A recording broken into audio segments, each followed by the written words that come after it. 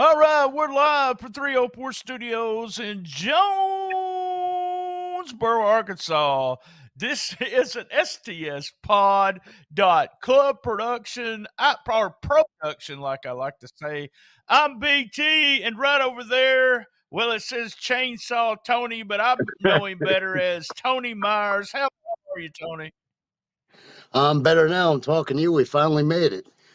Either that or you you ran out of people to interview and you got me. So I'm going to tell that story. Look, real quick, Patreon, join Patreon. We're doing a special Memphis in May. Oh, I'm sorry. All episodes Memphis in May. I got to do that so I don't get sued.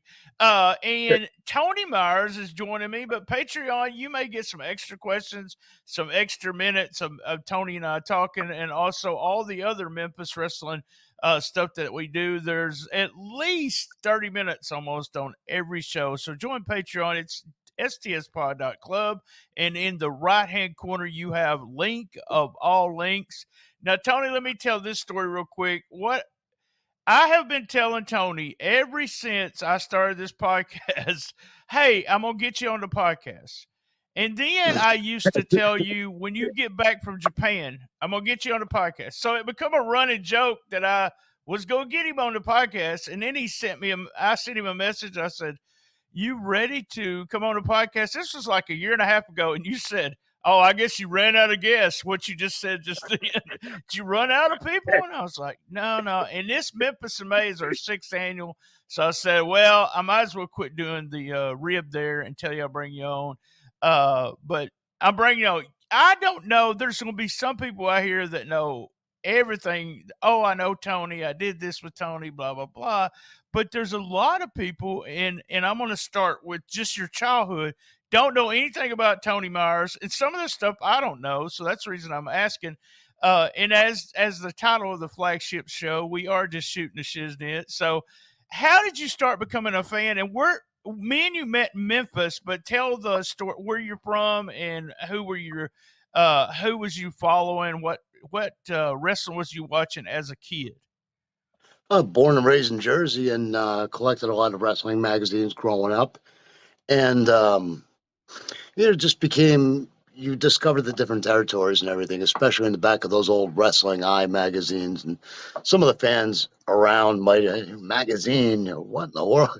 But they had so many different printing companies. It wasn't just the Stan West and Bill Apter magazines. It was just magazines from, it seemed like in the mid and to the late 80s, there was a plethora of new magazines that came up, and some of them patterned after Dave Meltzer's newsletters. It was just, I guess they were trying to cover the whole entire gamut of the pro wrestling magazine market that they were trying to corner.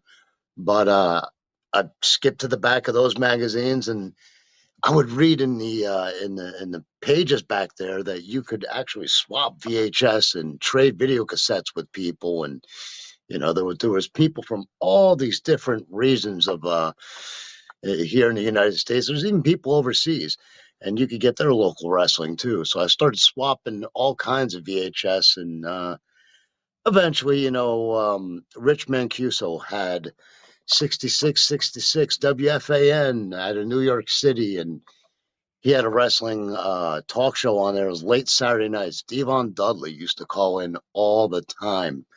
A bunch of us did that wound up becoming wrestlers. And so between those two things right there, I just started amassing a ginormous, as you can see to this day, VHS DVD collection. And What is that, man? Come on, tell me what the VHS is. Yeah, that's I talk about that all the time, and we talked with a local guy on Tuesday, and he was talking about, oh, well, I didn't do VHS trading like you did, BT. And I will. I guess the statute of limitations is gone for this, but when I was in college, I was taking donations for those tapes. I had 6 VHSs going at all times. You know how that feels. And yeah, and I did a lot of trading. and if it wasn't for the trading, I would have never saw anything. But what was you watching on local television? Who were your favorites there? Oh, the WWF was always, that was always the kingpin. That was always the A number one. But by the time cable TV rolled around, we're getting NWA and um, getting several other promotions too. Uh, but it's just a little of everything. To me, it all fell into the same umbrella of wrestling. And then you would discover the local video store. I would rent. Oh man, Johnny Legend. He produced a lot of the old Memphis Territory stuff, and they did music videos with that. And so, then I stumbled upon Memphis wrestling, and I just got hooked on it.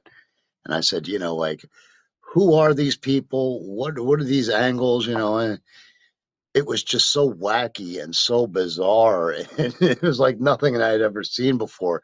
The angles were a mile a You're minute. so right there, because if you think WWF at the time compared to Memphis Wrestling, it's like you just stepped in Bizarro world, because it's a total different product. It's not something like now you can watch on YouTube, whatever you want to watch, but it was something that was so different. And you becoming a fan real quick of those guys, right? Yeah, and as time went on, you find out that this guy was somebody else in a different territory, and you know, um, I would meet local fans at the matches that I went to, any independent that I could go to. I was like, well, this guy, maybe I'll see some guys that used to be somebody else in one of those other territories, but you knew it was mostly guys hanging on to their glory that were still wrestling.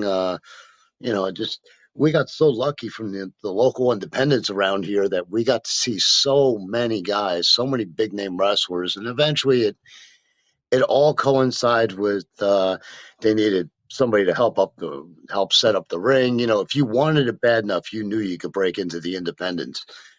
You would just have to go to shows that were so indie, that were so bad, or that was needing help so bad that they, hey kid, stick this mask on your head, or kid, collect the people's jackets, or ring this timekeeper's bell, or whatever. But kind of getting ahead of things. But yeah, Is that where you actually trained the first time and actually had matches up there first before you yeah, it actually was up had any here. stuff? John Arezzi's conventions. They would do them at the Royce Motel, usually in the summertime, and that would be the ultimate collection of people. The names I could drop that went to those, just as fans at the time. Blue Meanie would go to all those things. So the guy that became Sign Guy Dudley, Joel Gertner. I met Joel. I met Joel doing just Lower East Side wrestling, Manhattan. The two of us we were hardly teenagers, but we kept running into each other. And then next thing I knew, we're swapping information and all that stuff. And he put it together. He was like, hey, you're the guy that runs that Cactus Jack fan club. And this is 88, 89, when Foley was barely getting a name for himself out there. And, it was a whole bunch of us. I ran that fan club at the time. Foley had wanted us to change the name of it to the Cactus Jack Appreciation Society, and now that rings a bell with some of the modern fans of Chris About Jericho. But Jericho, yeah, yeah. yeah, but I mean, if you wanted it bad enough, even in reading those magazines, you would see wrestling schools advertised just everywhere. It just felt like everybody had a wrestling school, but the Monster Factory kept coming up, and I knew where Flemington was, so eventually I stumbled into that when I was 14, almost 15 years old. And, you can imagine what they told me at the time, because New Jersey had a state athletic commission back then. So they were like, Right. So yeah. you couldn't actually train at that time. Yeah. Yeah. You could train doing the general things. Even if you were a referee, you still would have to learn how to take a bump. And, I guess using the terminology is okay, right? Everybody will be up to Yeah, oh, speed with yeah, that. yeah. This is total shoot. Yeah, yeah, yeah. We don't And there's no it kayfabing was going weird. on. I stumbled upon the kayfabe sheets when I was going to John Arezzi's That's conventions. what was my next question. When did you Yeah. find the Observer in them? So You could, in the back of there, they advertise just publicly. And it's funny because I think back to how many times I saw Wrestling Riot in there, and that's like Right. early 90s, yeah. And I remember seeing Dave Meltzer at some local matches up here. And of course, I knew who he was because there was a buzz, even the smartest, most hardened fans are, hey, Dave Meltzer's in the third row. And we got to learn what he looked like. And yeah, so there was just Brian Hildebrand, guys all around this area. It was almost amazing. You would go to the Meadowlands and you would look around at some of those fans and you'd see the same people over and over. It's just a hardcore gathering amongst fans.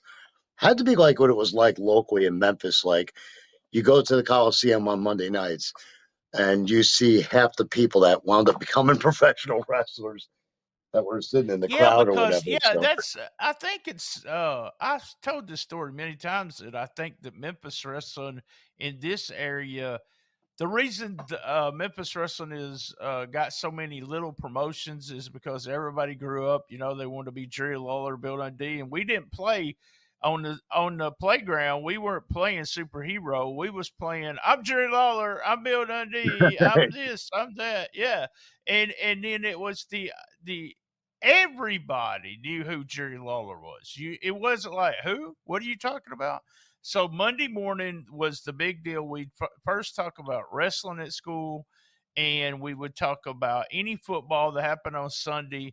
But Monday, that was what it was mainly about. Was and Tuesday was Monday Night Football. So that was my life growing up. It was, let's talk about wrestling. And when I got the Observer the first time was during, I think, my last Christmas break. So it was in 1985. I got it and I mean 1980, yeah, 1985, and then I got it, and then went to school that after Christmas break, thinking I knew everything about the business and that that I had all the secrets. Something that you mentioned that they went to different territories. I was obsessed with real names. You remember when yeah, everybody used to be obsessed with the real names of the wrestlers? and there was a magazine called Wrestling World that was ran by Stately Wayne Manor, and then one of the people he had working for him was Carmine Desperado, who eventually broke into business, who was actually doing double duty. He was writing wrestling, he was taking pictures, but he was also the creator. That was one of his gimmicks, and the other gimmick he had was uh, um, Huey Marks is the name that he used to write. Like the ghost name that he would write under is he would write up all these, and they would Wrestling World kind of like it rocked my brain because I was like, oh my God, here's everybody's real names laid out in front of us. Like, oh my God, I can't believe it. Terry Bollea. Right, So right, yeah, yeah. those were some of those magazines bordered on it was kind of weird. Like later on, what was the magazine that they had? Was it Wrestling Toxic? That was pretty much like Dave Meltzer's newsletter, but in the form of a magazine. But I they don't had remember Norm the name of it, Dooley. but I remember it that they didn't. They were a little like a few years ahead of their time in the sense that the internet exploded and smartened everybody up. But at that time, no one really. I think no one really wanted to be smartened up. And here's a magazine that saw the success of Dave Meltzer, which was Yeah, Dave made a full time job of it, and he only had 2 to 3 thousand subscribers, but they were thinking, oh, he's got there's a difference between being rich and making a living, and that's what he was doing. I remember him quitting his regular job his regular because he job. I had to do remember that too. yeah, Because had to in do like the Observer. Yeah, yeah, in 86, 87, he was actually brought on to the WWF payroll, and that like right. all of us just stood around and were like, wow, like it's almost like one of our own is getting a full-time job, in wrestling or whatever. But he continued to write the newsletter.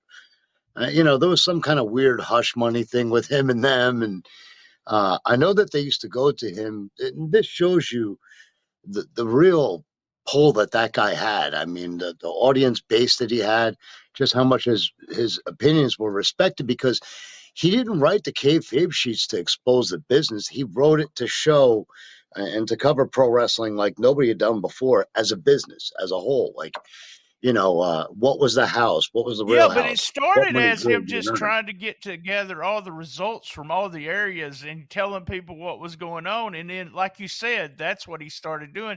And he also, people don't understand that the Observer, now everyone looks at Dave and looks at the Observer and goes, blah, blah, he don't know nothing, what, blah, blah, kind of Yeah, they try thing. to But discredit. They it try to was like a discredit what he puts out. trade publication. Right, right. It was a Yeah, trade publication, right, Tony? It was like it was for the inside, and they looked at the attendance in each one of the places and decided whether they were going to go work there because the promoters would lie, but the people sending in stuff today would not lie about attendance. yeah, exactly. And it was covered from state athletic commissions, so that's money that they legally paid out. So it was like for once, somebody was exposing the truth on what was happening with professional wrestling, and I cared more about that, more about the business. I was always going to be a fan. I was always going to, you're walking around your house and you just saw Tugboat Thomas just debuted with the WWF, and you're walking around in your living room, you're doing this or doing your favorite wrestlers' mannerisms or cutting their promos in the mirror. There was always going to be that. But for once, I got to see, like, and two, it really opens your eyes as to who is good, who is trying, who is phoning it in, who is lazy doing the house shows, all that stuff. And it was just fascinating to me. I was like, finally someone's speaking truthfully about wrestling and not trying to like brainwash you you know, and I not trying say to tell that, you, but I yeah, think we were brainwashed to a certain worst, as we say in the South. We was brainwashed to a certain extent on people like, the Observer readers. We had this deal where we didn't like Hulk Hogan. Ric Flair was our favorite wrestler. We didn't like Dusty Rhodes because Ric Flair we was our didn't like Dusty's booking. Yeah. yeah, we didn't like Dusty's booking, but the idea is if you watch the latest Dusty documentary, no one talks about that, but there was an underlying thing in the business, and it wasn't just us smart fans or the Observer readers. It was the boys in the business. They were just like, Yeah. I hate this booking. Dusty's just And putting over himself. even Dusty's just doing this. So yeah. I thought one of the more interesting things that was always we there was a reason why we didn't like it, and even the casual fans would kind of pick up on it. Even you could feel it from them. And you're in New Jersey or you're around Philadelphia. Philly was like an hour and a half from where I grew up, and you know, even the casual fans would pick up on the utter distaste for certain people. But and two, like even people around us, it was like we almost didn't want to talk too much because that was all stuff that we went out our way to get and knowledge and acknowledge, and to even the casual fans, it was like we didn't want their stupid questions. We didn't want to have to put up with explaining to a normal fan, what words like angle Yeah, meant and like I what said, words like we knew heat it all. meant. Yeah, we're an observer. Yeah, We know it all now. So it was almost that's like we wanted to.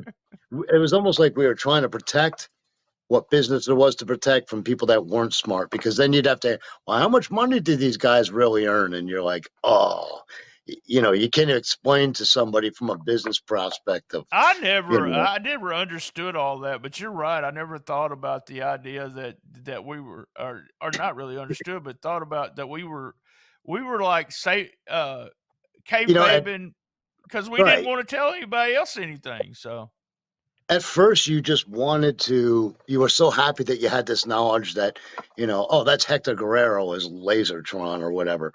It led to a funny story. Brian Christopher told me a funny story, him and Kevin growing up, where there was some guy in the second row, and Brian goes, next time you see Kevin, just start going, Lasertron, Hector Guerrero. He goes, he'll know what I mean.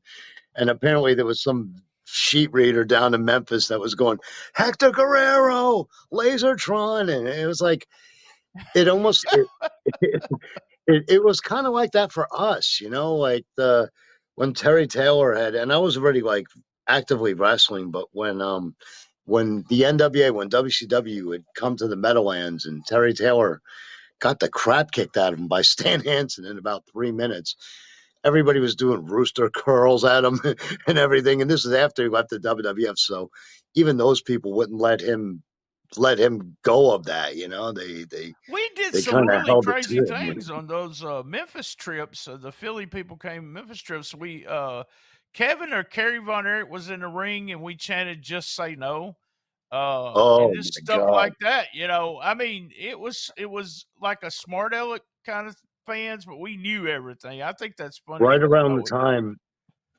before I came down to Memphis full time, I remember going down to Louisville, um, Louisville Coliseum on a Tuesday. I just wanted to see what a house show like there, and by this point, I was even before I had a license. I was going to my brother.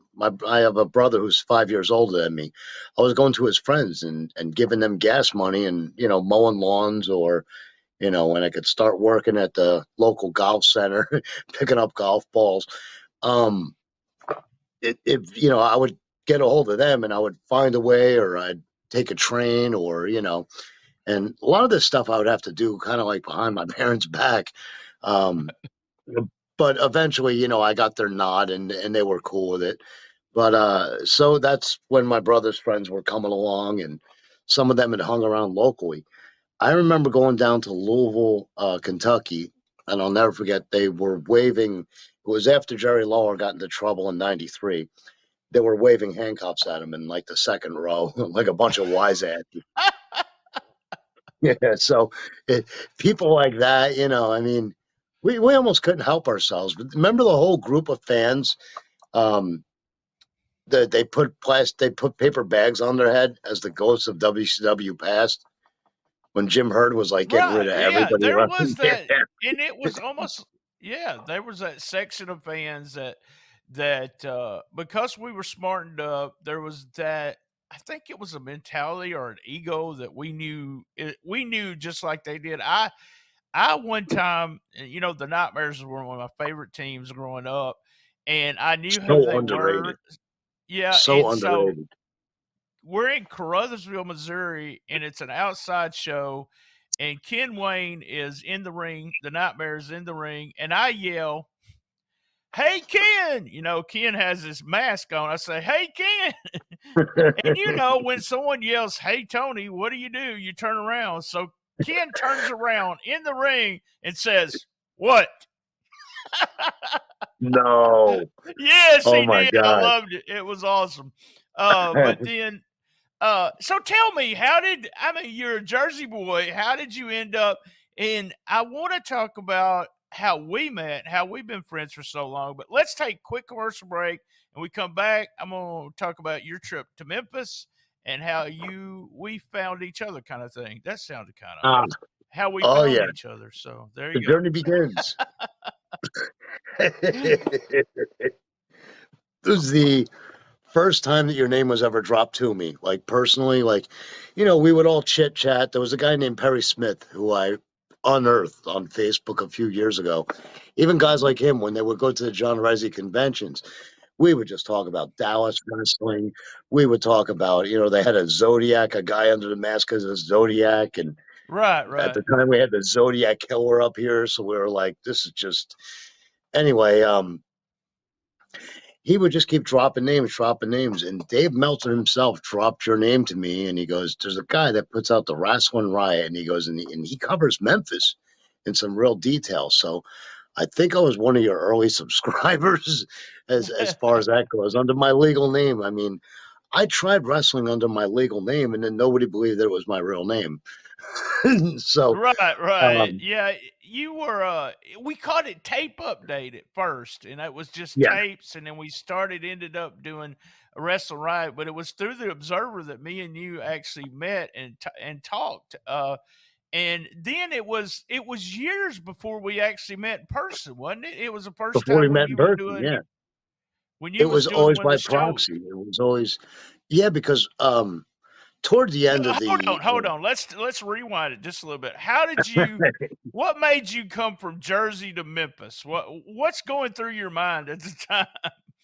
I had always been a huge, huge, huge Memphis fan, and Dennis Carluzzo in Jersey. If it wasn't Dennis Carluzzo, before ECW was Tri-State Wrestling, TWA, they were bringing in Stan Lane, they were bringing in Jim Cornette, they were bringing in Jerry Lawler, Eddie Gilbert.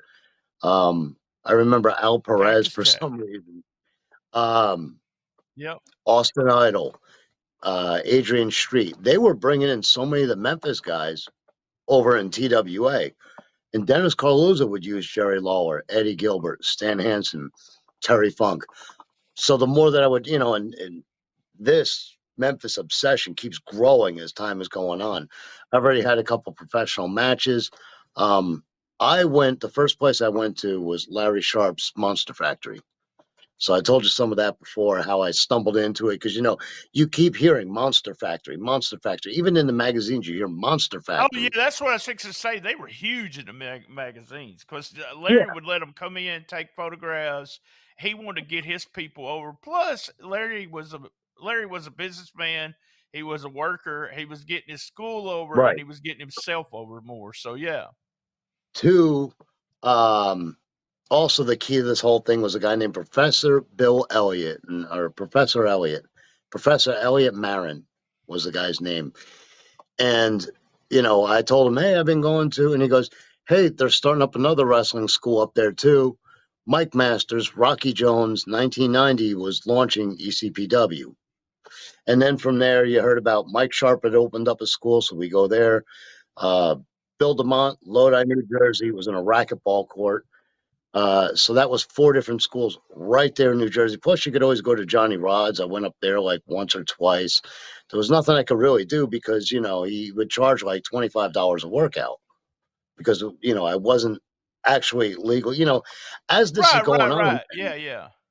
yeah, as I'm starting to train, I'm already having like a match here and there. I'm already having like matches, just local stuff stuff that was so small up on the Lower East Side of Manhattan.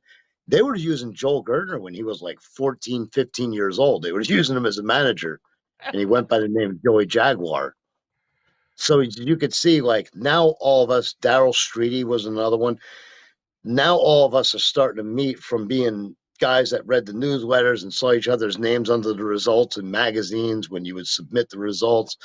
Now, we're having to put together who's who because there's our legal names that we dealt with each other. And then, to Right. find out that, yeah, Louis Dangerously, Lou, oh gosh, I was never good with his long Italian last name. But guys like that, you would learn, oh, that's that guy's legal name. Oh my God.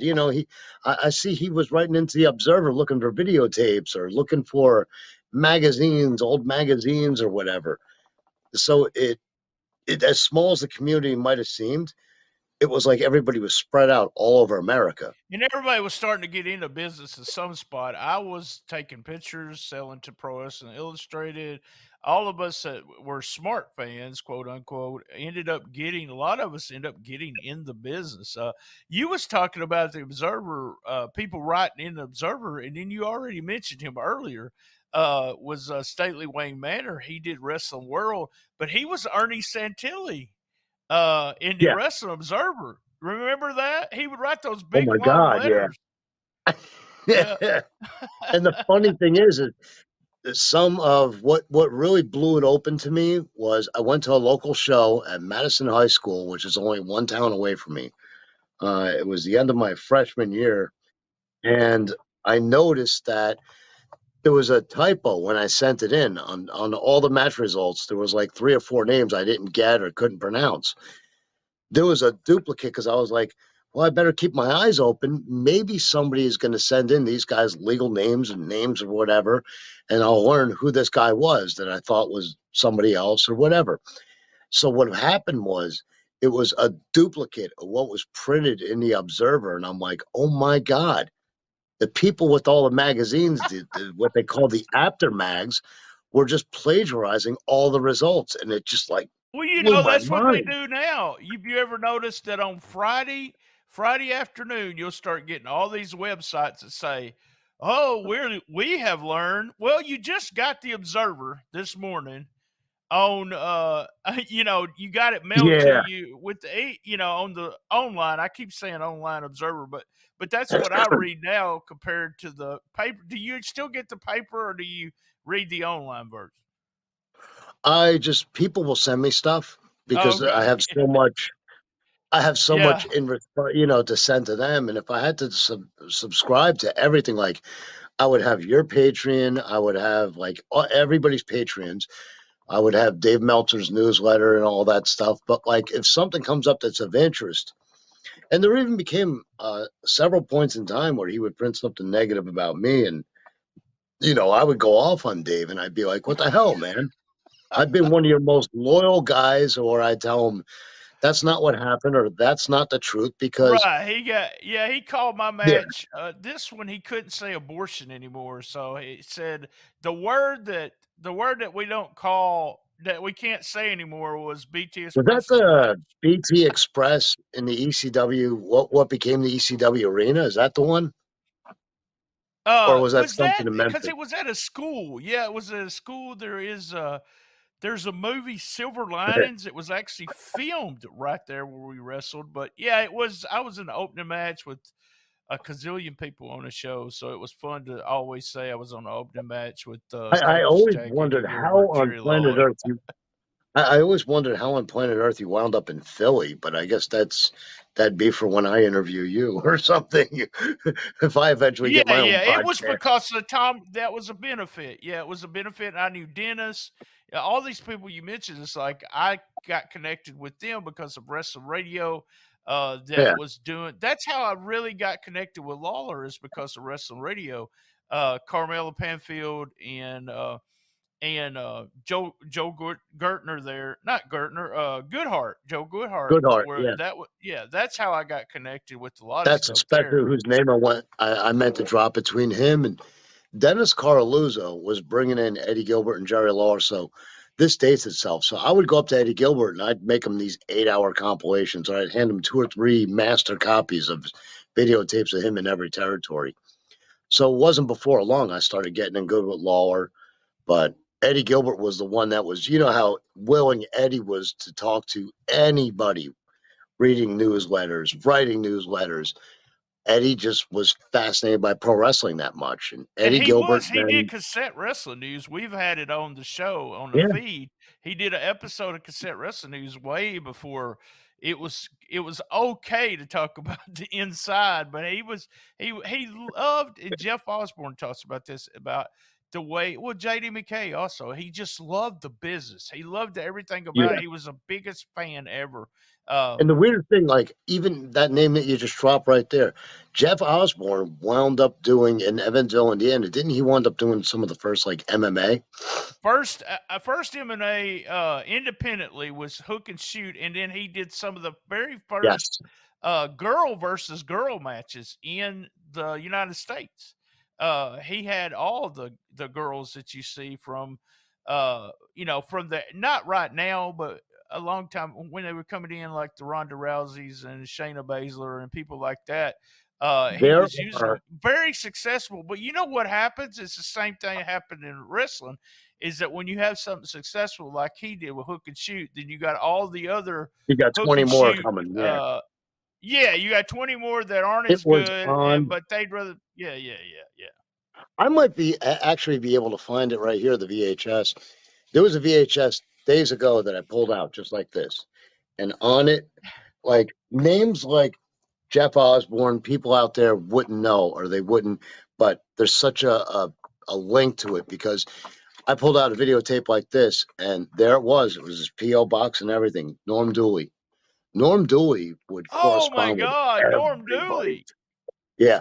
Norm Dooley was like the master. I mean, he had more Memphis videos, local videos. He had more. I was trading with him and getting more stuff when I lived down in Memphis. When I first moved down in '94, I knew that I was going to move down Let's there tell anyway. the quick Norm Dooley story. Norm Dooley and Jim Cornette are the two guys that came up with the infamous Meltzer star system. 5-star system, yeah. And it was a 4-star system at the time, and Dave changed it to 5-star. But Norm was so smart. I got some stuff from him I could find where you couldn't And find stuff it's from it's anyone just. else. Yeah. I'm sorry, but like we gloss over names like that, and people don't. Weasel Dooley, his nickname was Yes. Weasel Yes. because he had facial features. He looked like a weasel. But so many, and I remember one of the greatest stories I ever read was like a buddy of mine out in the Midwest. He had met up with a diehard wrestling fan, and both of them had read the sheets. And this is before you could be online, before Prodigy really started taking off. Like, Right, right. Prodigy was there in 92, 93. That's when my world was opened up to that. And even then, it wasn't as if you would see somebody again and again at the same wrestling matches, you would assume they were somebody, or the wrestlers would use them in a high spot, and you're like, that person right there has something to do with inside the professional wrestling business. You wouldn't.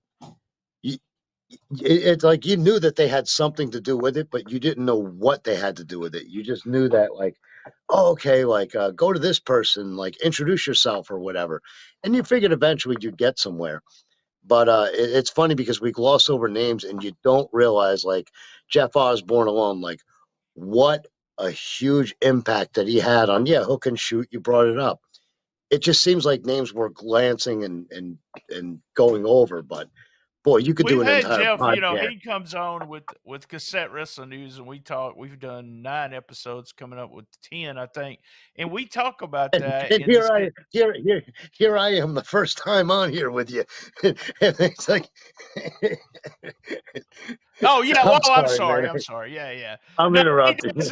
what we did is we're doing similar to what you did. He sent me a box of Cassette Wrestling News, and I'm taking the cassette and I'm transferring it to so people can hear the cassette about the stuff that they did back then. And we talk about the idea, Stone Cold called his Cassette Wrestling News the very first podcast. It was really and it really was. He was like the one guy.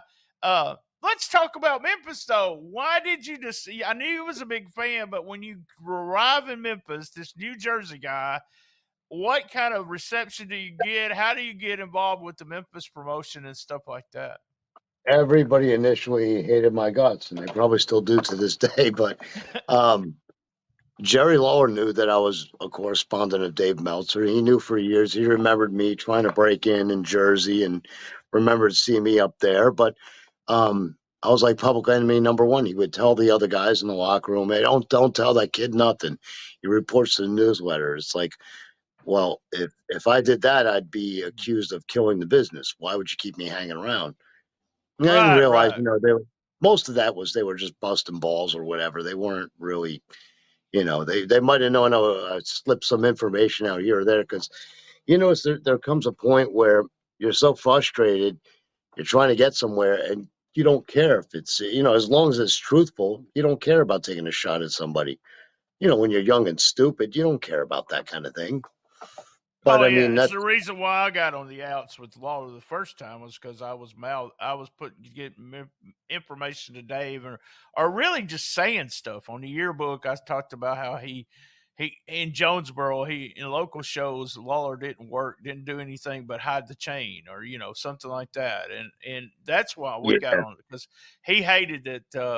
Something that the Memphis promotion until recently, and we talked about this on the phone, I guess a couple months back, that I was always the Memphis kayfabe guy, and man, you weren't going to let him do anything. And it was just weird because, I mean, the whole business was exposed during some of that incarnations of Memphis wrestling, and no one even still didn't want anything to do with, what can Brian Trammell do for us, kind of thing.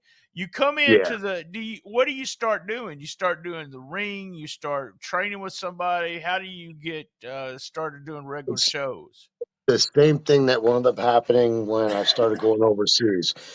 I go over there, and in this case, I came down to Memphis, and Eddie Gilbert was already gone. It was one of his in and out, in and out. Well, I didn't know that was the very last time that he went, was just weeks before I arrived in '94. I finished county college that spring, and then that was it. I moved down to Memphis full time because I knew one way or another, Memphis was a place next to Japan that was my destination. That's where I wanted to be. That's where I wanted to go. It was one of the last surviving territories, and I saw the writing on the wall. I was like, I knew they already had the developmental deal with the WWF, and I go, well, And plus, it's just like the reason that they have FedEx as its headquarters. It's so centrally located that you can go anywhere from Memphis. But I felt I had an in through Eddie Gilbert, and I just knew that I'd eventually. And then he's like, "Oh yeah, try to get a hold now." Now this guy Randy Hales was booking, and Randy Hales hated my guts from day one. He was another one. He felt that I was like one of those ECW, Jersey, Philly, smart mark, idiot guys or whatever. Randy Hales hated my guts from the very get, and it never got any better over all the years. I guess because I was labeled as like a Oh, newsletter stooge. he hated me. Then we've smoothed things over, and then he's mad at me again. Apparently, he's mad at me now because I provide content for Memphis Wrestling. I don't talk to him, and he's a real strange individual. He is, and But I don't. was it The art? thing, Was but the thing, I'm not trying to knock nobody, but the thing I never understood was you're such a big time mark of Memphis that you think that you could be some kind of aid to it, some kind of good that you could do for it.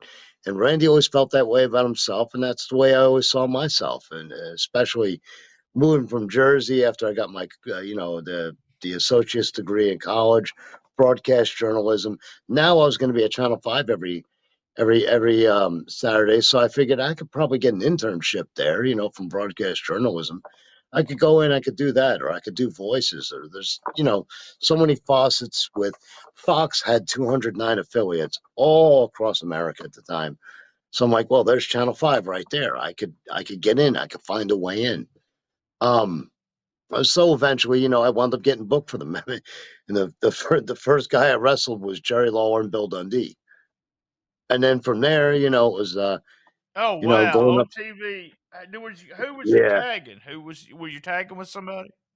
Fred James has long since passed away, and Fred was a very simple-minded guy, and I met him doing the independents around Memphis, but Fred didn't have an overall grasp of wrestling. He has a brother and a cousin that's involved now, and it's not me saying anything bad about him. The Rowdy Rebel, Fred James, is a guy that if you ever met him, you knew what he was. He wanted to be Jerry Lawler from day one. I mean, he would wear the same type of trunks and everything. And, he was just a guy around the Memphis area or whatever. But I'll never forget. You was working TV for Memphis, but you said all the other promotions around Memphis, they were considered outlaw back then. Was you Outlaws, working yeah. the outlaw shows, then going to Memphis TV to work? Because I had to get the dust knocked off of me because I had moved from Jersey, came down south. So when I asked Randy Hales, I'm like, well, what can I do that won't be a conflict of interest? And he said, I'm good friends with Don Bass. He doesn't run any of my towns or whatever. Okay, so then I went across the bridge, hooked up with Don Bass, gave him a bunch of VHS of me wrestling all over Jersey, New York. I had been down in Indianapolis, too, by that point for Burt Prentice, Mike Samples, all those people. So, the newsletters, they helped you find out who was running regularly. Because, like, me and Flash Flanagan about the same age. I saw that, he was down there. And then when I learned that he was only 18, 17, 18 years old, I was like, oh, okay, I got another guy like me. But, it was, I wanted to make sure because I had heat with the Memphis office immediately. Like I said, upon meeting me, Randy Hales hated my guts. But I guess I always lean back on, Eddie Gilbert would always put in a call or put in a word for me. And it didn't go well through Doug because, Doug just saw me as another guy that didn't belong, that had to earn his stripes to be in wrestling. I was that one guy that everybody looked at and they were like, he doesn't belong around here, or show him how rough it is, or put you in the ring with Coco Ware who would beat the hell out of you. It was all this was, that's how they gauged who belonged and who didn't belong because the beatings were bad or the Moondog stuff. And, beatings could be even worse by the week. But that was, hey, if this kid comes back after this ass kicking, maybe it was meant to be with him. Did you? That's but at one just the way point, that it you was. you turned it. You did a mask gimmick. I can't remember the name. It starts with an H. What was the? I can see that. I'm horrible. My memory's horrible. But you did a Oh, the mask whole thing. gimmick. You didn't get a huge push, but you got more of a push on TV with that, right? Way more. There was a couple pushes before that, but that was supposed to be the end all be all big push was for the Super Hysteria thing because I had been doing the moonsault and the flips and all that stuff for as long as I had been doing it. And, that was supposed to be my huge big time break after, being on Memphis TV 3-4 years. Not only that, like Brian Lawler had explained it to me. He goes, you screwed up. You came in here without a mask. He goes, why weren't you just doing jobs under a mask? Then you could have spread your wings and flew away. He's like, every time now that they find something for you, don't you notice that it's under a mask, that it's not Yeah. as you? And I always thought, well, there's more levels to having a mask. You could lose your hair, you could lose the mask, there's always the identity thing or whatever. Then you Right. could go Right. under a different mask, yeah. And the lady Kathy used to make everybody's tights.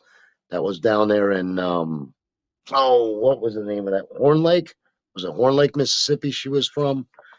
But she would make all Yeah, I these don't different remember her. So yeah, she'd make all these different masks and all these and eventually Bill Dundee cursed her out once and she left and never came back. But in fact, I went to get some new tights made up in '99 and she had told me, she was like, I don't do wrestling no more. Before that, she was working on strippers' clothes. And she said the wrestlers were well, even worse to stripper deal with clothes, than wrestlers. strippers. Yeah, pretty much the same thing. Yeah, So there you go. yeah. Like the movie The Wrestler, which, God, I hated that movie. I know all my friends were in it and everything, but God, I hated that movie. But yeah, So you're in Memphis. You're doing all you're doing all the outlaw towns, but you get a semi push there with as Hysteria, Super Hysteria. It's kind of a luchador gimmick. You're doing all the flips and flops, and it was this the same time that Kevin Lawler decided to be the Yellow Jacket. Did you ever wrestle the Yellow Jacket on TV? Yellow Jack, I should send you the link. I have several matches. One of them's me and him against Steve Dahl and Bill Dundee. And Oh Lawler's wow, doing yeah, I commentary. have to watch that. Yeah. And Jerry Lawler's doing commentary. So Lawler's doing Oh commentary and man, his own that's kid getting his awesome. ass Yeah, kicked in the job guy match. Yeah.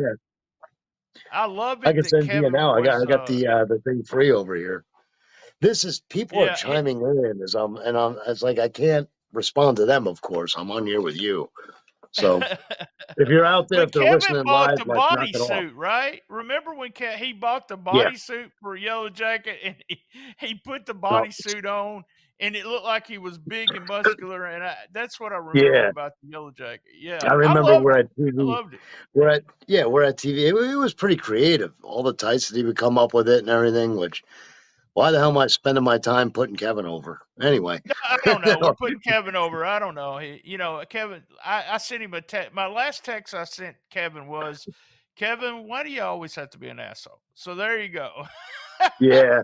No, but it's I love funny it. because Kevin was one of those guys that, Brian took it and did with it.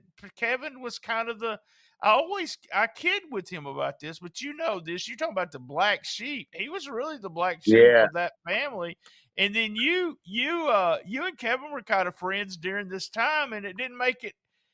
Bill Dundee told me it was because of Kevin that he didn't like me at the time because me and Kevin were friends. I was like, I thought it was the kayfabe sheets. He goes, no, it was because of Kevin. So, Kevin was also he was also what would you wrestling. consider your big? Go ahead. No, he was also he was wrestling in Brighton at the time under another different mask. So he was doing Outlaws too. But yeah, he was wrestling in Brighton, Tennessee at the time. Remember, David Milliken had that town up and going and running. Also, too, I was the Wolverine, which was the Wolfman gimmick. When they had that guy Sean V from who I knew way back in the day, and Right. 5 years prior in Indianapolis, Indiana. And they had the whole feud with Mike Samples brought in the Wolverine to, and Tony Falk did in some of the spot shows. But yeah, Dr. Death, that was another one where they had me booked all around Marion, Arkansas, all these different towns and everything. Dr. Death, where I had the stethoscope and everything, and how you would imagine how a doctor would look. Did you at the time were you still part of because were you still part of the ring crew, or had you come up to the point to where you didn't have to set up the ring and do all that to wrestle? Because they used to do that a lot with the young guys that worked the opening matches.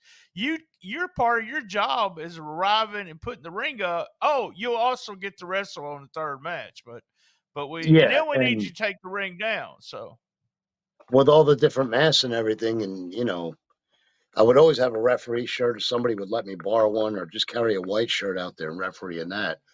Eddie Gilbert always told me, he was like, Buddy Wayne been doing that ring. It was so weird talking to Eddie Gilbert because his natural voice was so much deeper. Like his real voice was so much deeper than, I'm Eddie Gilbert, Jerry Lawler, I'm gonna be here.